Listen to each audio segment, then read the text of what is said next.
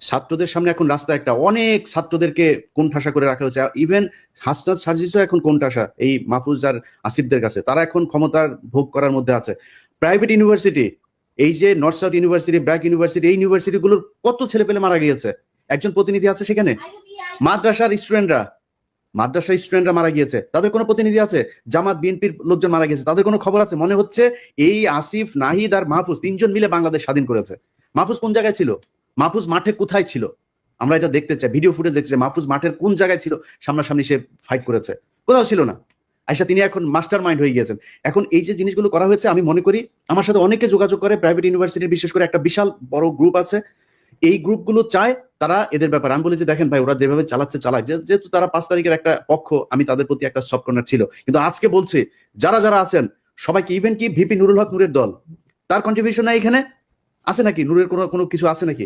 আমি বলি ভাই, আমি আমার কথা বলি, আপনার কথা বলি, বলেন কষ্টের কথা আজকে বলি। আজকে যেহেতু আলোচনা এসছে নতুন করে, আমার নামে মামলা আছে, এই মামলাগুলো সরানো উচিত না? এমন কোন উপদেষ্টা কেউ ফোন করেছে আমাকে এখন পর্যন্ত যে ভাই কি হয়েছে, কোথায় আছে আপনার মামলা? আসিফ নজরুলের ওই নারী কেলেঙ্কারি করবো, তখন আসিফ নজরুল ফোন করে, ইলিয়াস আপনার কি কি আছে আমার একটু দেন। আরে বেটা, তোর কাছে আমার দেওয়া লাগবে না, তুই আগে চাইছিস আমার কাছে? আগে চাস নাই কেন? আগে যদি চাইতি তাহলে তোর আমি দিতাম। এরপরে আজ পর্যন্ত কেউই করে নাই, কেউ করে নাই। আমরা এটার কোনো পক্ষ না, আমাদের কাছে জিজ্ঞেস করার প্রয়োজন। আমাদের কোনোদিন একটা ফোন করে, তো কোনো মন্ত্রণালয় থেকে ফোন করে বলে নাই যে ভাই আপনারা, আপনাদের প্রতি কৃতজ্ঞতা, বেটা চেয়ারটা তো পাইছিস আর বসে গেছিস, চেয়ার কি এমনি এমনি হচ্ছে নাকি? এই বাংলাদেশে আজকে যে মানুষের যে ভারত বিরোধী যে মনোভাব, এটা ইলিয়াস, পিনাকি, কনক স্যার তারা তৈরি করেছে, এই জন্য হয়েছে। এত সহজে আসে নাই। যেই সময় আপনারা কথা বলতে পারেন নাই, যেই সময় কনক স্যারের বোন জেলখানায় ছিল, সেই সময় আপনারা কই ছিলেন, কোথায় ছিলেন, কি ছিল? একটা পোস্ট করতে পেরেছেন ফেসবুকে? এখন মুখ বড় করে অনেক বিএনপির নেতাও বলে ফেলেন যে বাইরে বসে কিছু মানুষ খাইয়া দেয় কাম পায় না। এই কথাটা 7 মাস আগে বলতি, তাইলে বুঝাইতাম। 7 মাস আগে বলিস নাই কেন? যদি নাকি আসলে এই দেশে থাকতে চান, আমি আবারও রিপিট করি, দেশে যদি থাকতে চান, পরিস্থিতি যা হচ্ছে আপনি দেশেই থাকতে পারবেন না। আসিফ নজরুল অলরেডি তার বউ বাচ্চা আমেরিকায় পাঠিয়ে দিয়েছে, সে টাকা পয়সা যা পাঠাচ্ছে একদম দায়িত্ব নিয়ে বলছি, আপনাদেরকে গ্যারান্টি দিয়ে দিলাম, আসিফ নজরুল আমেরিকাতে প্রপার্টি কিনেছে। প্রপার্টি কার মাধ্যমে কিনেছে সেটাও জানি। পরিস্থিতি আসুক, পরিস্থিতি আসলে আপনারা জানতে পারবেন, তখন এই ক্যান্টনমেন্টের ঘটনা যেমন আজকে বের হয়েছে, ওইভাবে সবকিছু সামনে নিয়ে আসা হবে। তো আমি মনে করি বাংলাদেশে সবাইরে তো ঢালাওভাবে বলা সম্ভব না। জামাত, বিএনপি, হেফাজত, এই প্রাইভেট ইউনিভার্সিটি, পাবলিক ইউনিভার্সিটি, এই যে এখন দেখেন যেখানে যাচ্ছে তারা মার খাচ্ছে। কারণ কি? কারণ ওই পক্ষটা তাদের এই কার্যক্রমকে পছন্দ করে না। সো আমি মনে করি তাদের কালকে থেকে যেখানে যেখানে, সময় টিভিতে এখন পর্যন্ত খুনিরা বসে অফিস করে। ভাই খুনি কেমনে অফিস করে? তা বলেন তাহলে, যে কেউ মারা যায় নাই, আপনি হত্যা মামলার আসামিরা আপনি অফিস করতে দেন, এটা কোন ধরনের নাটক? আশিক রহমান, এই যে আরটিভির হত্যা মামলার আসামি, কই? আপনি তারা ধরেন না। সো কালকে থেকে লিস্টিং করতে হবে কোন কোন অফিসে এখন পর্যন্ত হত্যা মামলার আসামিরা আছে, আওয়ামী লীগের দোষর আছে, সেই অফিসে যায় তারপরে বাই ফোর্স তাদেরকে ওখান থেকে সরাইতে হবে। সাংবাদিক, প্রথম আলোর যেসব সাংবাদিকরা এই বাংলাদেশে ভুয়া জঙ্গি বানায় তারপরে তাদেরকে 12 বছর গুম করে রেখেছে, তাদেরকে কি করতে হবে?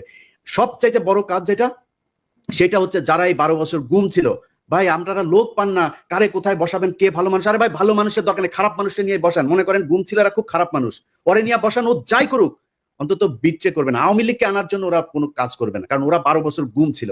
এই লোকগুলির কোথাও বসানো নেই, গুম ঘরে নিয়ে যায় পরিদর্শনে, সেখানে হাসিনুর রহমানরে নিয়ে যায় না। আপনি কোন দেশে আছেন? আপনার এই ওয়াকারের গায়ে আগুন জ্বলা যায় হাসান নাসির আর আসিনুরের নাম শুনে।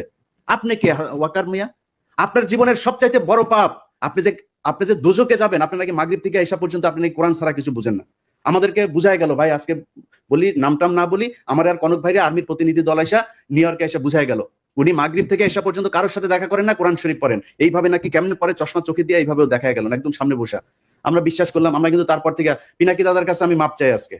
পিনাকি দাদা আমারে বলছে যে তুমি ইয়ারে কেন করলা, ওয়াকারে কেন ব্ল্যাঙ্ক সাপোর্ট দিলা? আমাকে দাদা ইয়ে করেন, দেখেন বিডিআর এটা নিয়ে ভালো একটা রেজাল্ট আসবে। ফারাবির এখন পর্যন্ত ছাড়ে নাই। আমারে বললো ইলিয়াস আপনি কি চান? আমি বললাম আমি চাই বাংলাদেশের আলেমগুলো, যেই আলেমরা, যেই ছাত্রদল, ছাত্র শিবির, যেই ইয়েগুলো লোকগুলোকে শেখ হাসিনা 12 বছর জেলে পাঠিয়েছিল, তাদের সবাই ছাড়বেন। ফারাবির নাম ধরে বলেছে, ফারাবির এখন পর্যন্ত ছাড়ে নাই। তো পিনাকিদার কথা সেদিন না শুনে আমার ভুল ছিল, আজকে বুঝতে পারলাম। এই জন্য পিনাকিদার কাছে সরি। অতএব এই জায়গাগুলো ঠিক করতে হবে, আমরা কারোর আর বিশ্বাস করি না। আবার ফের সেই জায়গায় আসতে হবে, যারা আছেন কালকে থেকে লিস্টিং করতে হবে, লিস্টিং করে তারপরে ঠিক করতে হবে কোথায় কোথায় কোন কোন অফিসে আওয়ামী লীগের দালাল আছে, দল নিষিদ্ধের আগে এদেরকে আগে এখান থেকে সরাইতে হবে। নাইলে যারা এখন এই যে আওয়ামী লীগের লোকজন দেখেন, বিএনপির ভাই এবং জামাতের ভাইদের বলি, তারা এখন আপনাদের দলে যাওয়ার জন্য পারাপারি করে না, কালকে দেখবেন সবার আগে আপনারা ধরবে। অতএব জামাত বিএনপি কোনো দলের মধ্যে কোনো ভাগাভাগি নাই, আপনাদের ভেতরে রাজনৈতিক সমস্যা থাকবে, খুনোখুনি হবে, মারামারি হবে, সব হবে, এক জায়গায় এক হইতে হবে, সেটা হচ্ছে আওয়ামী লীগ বাংলাদেশে কোনোভাবে পুনর্বাসিত হইতে পারবে না। ব্যাস, এই জায়গায় আর কোনো কিছু নাই। সবাই প্রস্তুতি নেন, আবার বিপ্লব শুরু হবে ইনশাআল্লাহ। দাদা, আপনার কোনো মন্তব্য? আমার নামেও কিন্তু একটা মামলা শুধু খালাস হয়েছে, তাও এটা কিন্তু কেউ উদ্যোগ নেয়নি, কারণ আমার মামলার সাথে ছিল মুশফিকুল ফজল আনসারী আর ওই যে আশিক ছেলেটা তো খুব নামকরা অ্যাক্টিভিস্ট এবং খুব উদ্যমী ছেলে, ও নিজে এটা করছে, সেই জন্য ওর সাথে সাথে আমার মামলাটা খালাস হয়েছে। কিন্তু আমার অন্য মামলাগুলো কিন্তু কোনোটাই খালাস হয়নি, সবগুলোই আছে। আরে আমারও তো একই অবস্থা, আমার তো বোধহয় মামলা 4টা না 5টা, তার মধ্যে একটা কেসে রাষ্ট্রদ্রোহ, যেটা তারেক রহমান সাহেব 1 নম্বর আসামি। ওইটা তাও গিয়েছে, কারণ হচ্ছে 21 টিভির চেয়ারম্যান ওইটার আসামি ছিল, ওনারা যেহেতু কাজ করেছে, নাহলে হয়তো ওইটাও যাইতো না। আচ্ছা, এই যে টাকা পয়সা নিয়ে করছেন, এটা নিয়ে বাঁচতে পারবে না। কি করতে হবে? যেটা করতে হবে সেটা হচ্ছে এই যে হত্যা মামলার আসামিগুলো আছে না, এটার উপরে আপনাদেরকে সবার আগে এমফেসিস করতে হবে। আপনারা যারা আহত হয়েছে না, তাদের চিকিৎসার জন্য সর্বোচ্চ করতে হবে। যারা নিহত হয়েছে তাদের পরিবারকে খুব দ্রুত বড় অঙ্কের রাষ্ট্রীয় কোষাগার থেকে তাদের জন্য করতে হবে। এর আগে আমি বলেছি, পিনাকিদা বলেছে, আমরা একদম স্পষ্টভাবে যে যদি আপনার টাকার প্রয়োজনে, ফান্ডের প্রয়োজন, আমাদেরকে বলেন, আমরা ফান্ড কালেক্ট করে দেবো। বাংলাদেশের মানুষ এই জুলাইয়ের যে শহীদ, তাদের জন্য তাদের সর্বোচ্চ স্যাক্রিফাইস করতে রাজি আছে। আপনাদের কারণে মানুষ সেগুলো নিয়ে কথা বলে না, কারণ আপনারা তোলেনি না। মাঝখানে একবার কষ্টের কথা বলি, মাঝখানে একবার এরা পঙ্গু হাসপাতালের সামনে গিয়ে দাঁড়াইলো, আমি একজন ছাত্র উপদেষ্টাকে, সমন্বয়কে আমি বললাম যে ভাই, এই মানুষগুলো এখনো পর্যন্ত আমাদের মিডিয়াতে কথা বলে তারপর চিকিৎসা নিশ্চিত করতে হবে। সে আমার কি জবাব দিচ্ছে জানেন দাদা?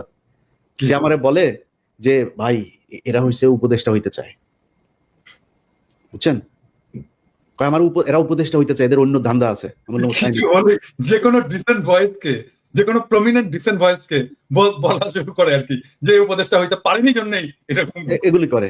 তো আমরা এই বিডিআর হত্যাকাণ্ড নিয়ে ধরেন যে কাজগুলো করা হয়েছে, সেনাবাহিনীর পক্ষ থেকে এখনো পর্যন্ত যেই কারণে বিভিন্ন জায়গায় তাদের লোকজন বিভিন্ন লোকজনকে থ্রেট করে, একজন আলেম তাকে জামিন দেওয়া হয়েছে 2000 আপনার মানে এখন থেকে 9 বছর আগে, তারাবি নামাজ পড়ে সে যে বাড়িতে যাচ্ছে তারে ফলো করে করে তারপরে বাড়িতে ঢোকার সাথে সাথে তারে ধরে নিয়ে আসছে। 16 বছর বয়স একজন হাফেজ। আচ্ছা সরি, আমি ইলিয়াস এখানে একটু ইন্টারাপ্ট করি তোমাকে, কারণ এটা আমাদের ইন্টারনাল আলাপ, যেটা আমরা বাইরে বলিনি এখনো।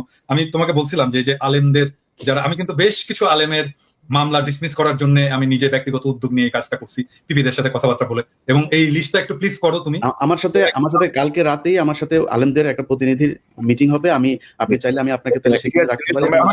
আমাকে রাখো, লিস্টটা দাও, আমি নিজে এখানে ভলান্টিয়ার করতে